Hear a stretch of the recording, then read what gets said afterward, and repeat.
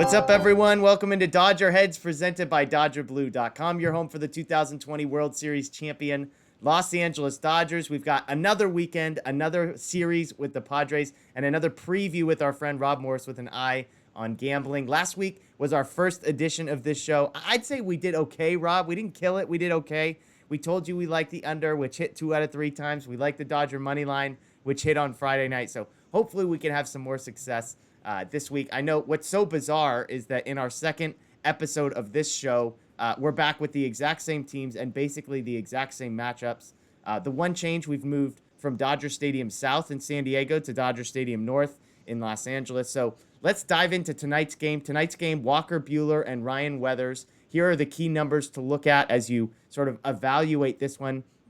Dodgers minus 1.5 gets you plus 120. The money line is up to minus 175. The total is 17.5 with the over getting you minus 120. So what's interesting to me, Rob, and maybe you can explain, the money line is down from last week. The Dodgers are bigger favorites for the Buehler-Weathers matchup, but the spread odds have gone up. So if I put 100 on the money line tonight, I get less money than I did a week ago. And yet if I put $100 on the Dodgers to win by more than 1.5, I get more. So help me understand, Rob, how that makes any sense.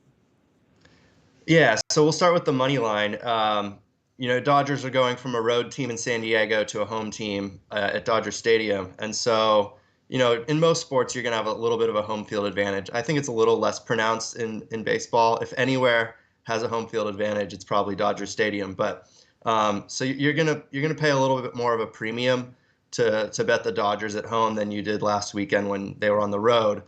And it's actually a similar reason why the run line moves like that. It's harder for a home team to cover multiple runs because if they take the lead in the bottom of the ninth or the bottom of an extra inning, the game ends.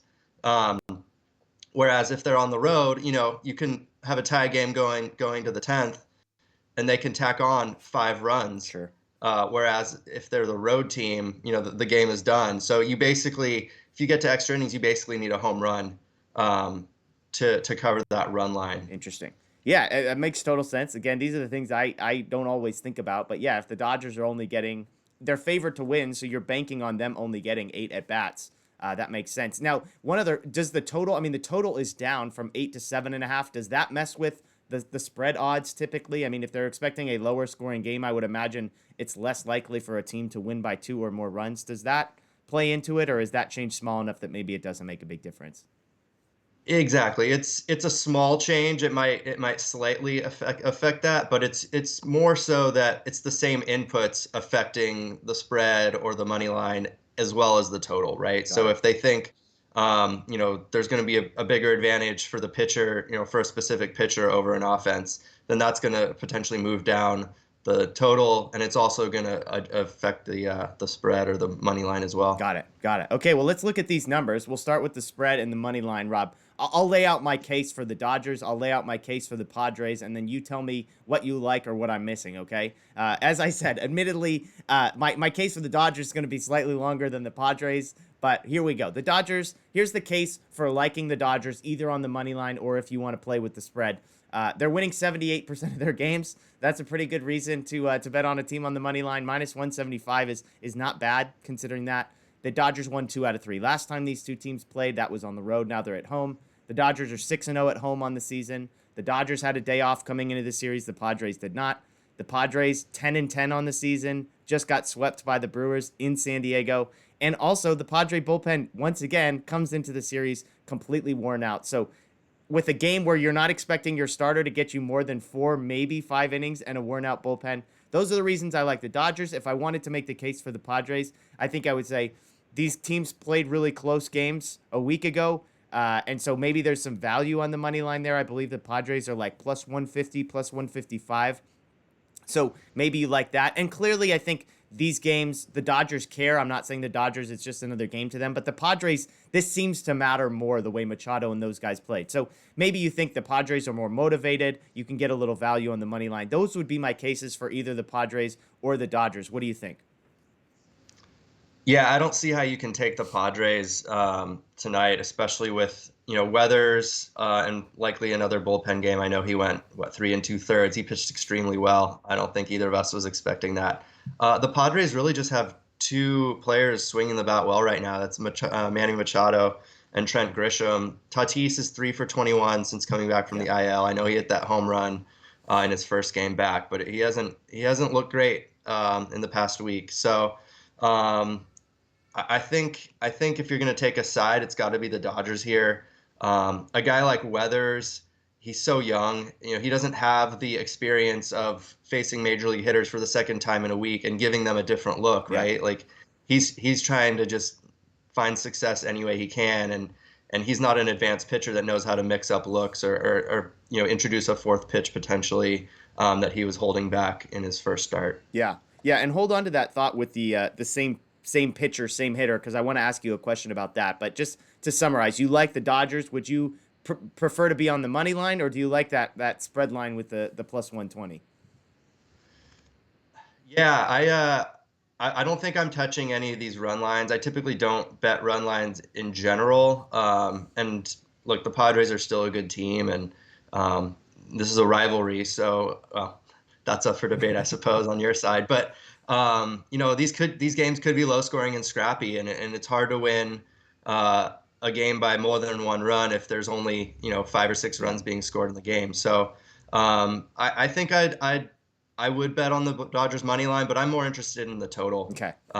I think we can get into that in a little bit, but I like the total there. Yeah, I mean, the thing about I look at the Dodgers, like I said, minus 200 means the Dodgers have to win 2 out of every 3 games in order to break even. So at minus 175, and I think that's probably on the high end of what it will be throughout the series. That might be the most lopsided line. Maybe the Bauer Snell line, which we'll get into, will be around there. I would guess the Kershaw Darvish and Musgrove May lines might be closer to 150. So if you like the Dodgers to win 2 out of every 3, then there's good value there.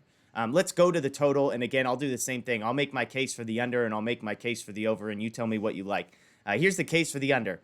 2 out of 3 times it hit last week. The Padres have gone under 3 times in a row since that series. The Dodgers went under in both of their games in Seattle. The teams are a combined 12 and 25 against the over this season. Both of them are absolutely crushing the under. The Dodger offense is struggling, only 8 runs in their last 4 games. Padres 3 runs in their last 3 games. And yes, last time Buehler and Weathers were on the mound, we did see 17 runs, but the starters themselves only gave up 2 of those. So it's easier to project what the starters might do, I think, than what the bullpens might do. So that would be my case for the under. My case for the over, Lamet lasted just 2 innings on Wednesday. The Padres had to use 7 relievers to cover last night. Now they're going with a guy who probably, again, only gives them 4 to 5 innings pitched. If you are looking at a bullpen game, last Friday, these 2 bullpens gave up 15 earned runs between them. And then this is the piece where it comes in. The hitters are seeing pitchers for the second time in a week. All the Dodgers have seen Weathers. All the Padres have seen Buehler. And it's not like it was months ago. It was literally a week ago. So I have to assume that favors the hitters. That type of thing comes up in playoff series where pitchers seem to get hit a little bit harder. So that would be my case for the under and the over. Again, those basically apply to every game this series for the most part. So the total tonight, 7.5. What do you like over and under? Yeah, I love the under. I know the bullpens kind of got blown up when these 2 starters matched up last time, and I know the Padres. They're a little bit stretched thin, but those guys can come back and throw back-to-back days. That'll probably put them down for Friday, but I still like the under here. We've seen a significant drop in runs per game league wide over the past couple years. 2019, there was 9.66 runs per game. 2020 down to 9.3 runs per game. And this year so far, granted cold weather, forcing rainouts and a little bit shorter games, but we're down to 8.68 runs per game. So it's down almost an entire run Wow. from 2 years ago. As we know, like the MLB has made some tweaks to the baseball. And as we've seen for the past decade, strikeout rates keep going up and up and up as pitchers throw even harder. So I'm not sure that Vegas has properly adjusted yet for this. So that's why I think you're seeing so many unders, especially in parks like LA and San Diego where the ball doesn't fly so well. So I love this under. I think it may have opened at 8 and come down slightly. And I think you can get even odds on that under 7.5. So that's where I'll be. And then to further that point, I had to go back to 2017 to find a season in which there were more overs than unders at Interesting. Chavez Ravine, and even that was only by one. So um, Dodger Stadium definitely leans toward unders. And then you factor in, how good Bueller is and how talented but young Weathers is. You've got a rested Dodger bullpen. So, it's a good chance the Dodgers win, and there is no bottom of the ninth. Yeah.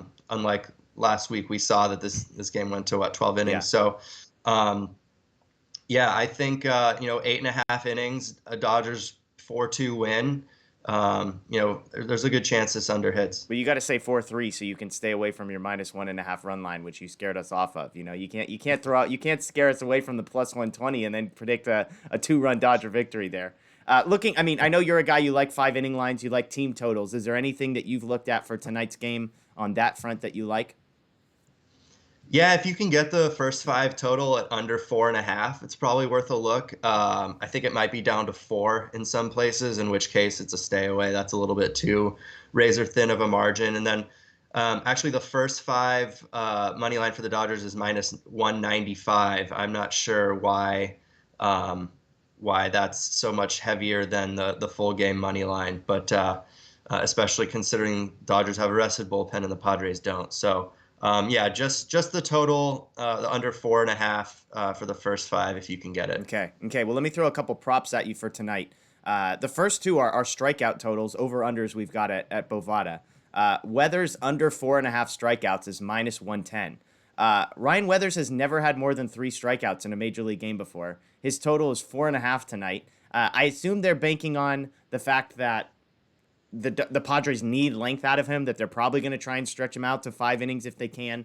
The flip side is, again, the Dodgers just saw this guy a week ago. He is a younger pitcher, so I like the under 4.5 strikeouts there. I actually like under 7.5 strikeouts for Bueller. The juice is a lot higher. It's -160. But again, Bueller, 3 starts, 4 strikeouts, all 3 of those facing the same lineup again. So I like under 4.5 strikeouts for Weathers, under 7.5 for Bueller. And then I'll throw one more. Corey Seager, 2 total bases is -149. Seager had 2 at-bats versus Weathers a week ago. 103-mile-an-hour exit velocity, 108-mile-an-hour exit velocity. Both were lineouts. So he went 0 for 2 against Weathers with exit velocities of 103 and 108. I think that evens out. I like 2 total bases. Again, -150 is a little bit heavy on the spread. But those are 3 lines I like. Anything jump out to you there? Well, -150 is a lot to pay for 2 total bases for anyone against any pitcher, in my opinion. However, Seager is absolutely crushing lefties over the past couple seasons. So I would expect Seager to have a good game tonight. I don't know whether that'll happen, early on or late, but I still can't pay that juice. Yeah. Even if I thought he was going to hit a homer, it's still too much to pay. Yeah, that's interesting about Weathers. I wouldn't just assume that he's going to pitch well again just because he did the first time out. Yeah, they might ask for more length from him, but the Dodgers are probably less likely to swing and miss considering, they saw him, they saw him just a week ago. But, I think I'd like to see the lineups before making either of those bets. We don't know if Mookie's going to be back or not. And, that's one lineup spot where, you may be less likely to get a strikeout out of Weathers. Mookie Betts is such a great hitter. Yeah, that's a good point. If you're subbing A.J. Pollock in, let's say, for Mookie Betts, A.J. Pollock's striking out about 31% of the time so far this season. Mookie Betts is probably about half of that, if that. So that could be an easy 1 to 2 extra strikeouts for Weathers there. Let's go through the rest of the weekend series. I'll throw up the probables again. Bueller versus Weathers on Thursday. Kershaw Darvish again on Friday. Bauer Snell again on Saturday. And May versus Musgrove on Sunday. Fascinating ones. Again, I think the under on Kershaw Darvish jumps out to me. If I had to lean San Diego in any of these games, I think Friday with Darvish. I mean, we just saw what he did to the Dodgers. He's fantastic. The Dodgers probably kind of got lucky with the Kershaw bases loaded walk there to win. So I'd lean Friday. And then Sunday, I do think the Padres. Musgrove has been fantastic. 26 innings pitched, 37 strikeouts, 3 earned runs. All 3 were solo home runs. He's allowing less than almost half of a base runner per inning this year. Dustin May, great first outing. Struggled a little bit the last 2, 13 base runners and 9 1/3, 5 earned runs. So I'd probably, from a value perspective, if I can get San Diego in the plus 140, 150-ish range, that might be a little higher, but on Friday or Sunday, I'd lean there. Any of the other ones jump out to you, Rob? Yeah, I'm gonna look at the totals all weekend. I think I'm not gonna overthink things and just kind of look at the unders each Yeah. day. Unless it's like a ridiculous like 6 total. Even at 6.5, I'm still probably taking the under on Friday with Kershaw and Darvish. As for the money lines, I mean, I can't see the Padres winning more than one of the 4 games. The Dodgers play so well at home, Yeah. and they're clearly motivated. And as long as Mookie's back in action, I think you'll come out ahead for the weekend if you took the Dodgers money line all 4 days. Okay, so there you go. So unders, we like the unders all weekend, and probably leaning Dodgers money line. Again, I said Friday and Sunday are the 2 places where I'd be hesitant. Again, I think Bauer versus Snell and Buehler versus Weathers, you've got a massive starting pitching advantage. I think the Dodger bullpen. I mean, I'm just thinking, playing this out, the Padres come in with a non-rested bullpen. Thursday, probably not going to be a night of rest. Friday is the night that they're banking on. They need 7 to 8 innings out of Darvish. And I'm just thinking, if somehow the Dodgers can get Darvish out of there in the 6th or 7th inning, then Snell is not a guy who's going to give you length. That could start to spiral on Saturday is all I'm saying. So that would be one to look out. And again, May Musgrove should be a fun one. Musgrove's been fantastic, so we'll see if that can keep up. So, hey, we appreciate your time, Rob. We appreciate it. It's a good series to look forward to. It's fun that the first 2 times we did this, we have the Padres. It won't be every week. We won't be talking Dodgers-Padres, I promise. So, we appreciate everybody joining. Make sure you enjoy this series. Daniel and I are going to be going live, I believe, on Friday night. Not tonight's game, but Friday night's game will be going live. So, be on the lookout for that. DodgerBlue.com for all the latest. As Rob said, Mookie Betts will be looking for an update there. DodgerBlue1958 on social media. We'll have all the updates. So we appreciate all of you joining us. As always, we'll leave with the words of Vince Scully, and we'll see you next time. The best team holding a trophy high in the air. The Los Angeles Dodgers, champions of the baseball world.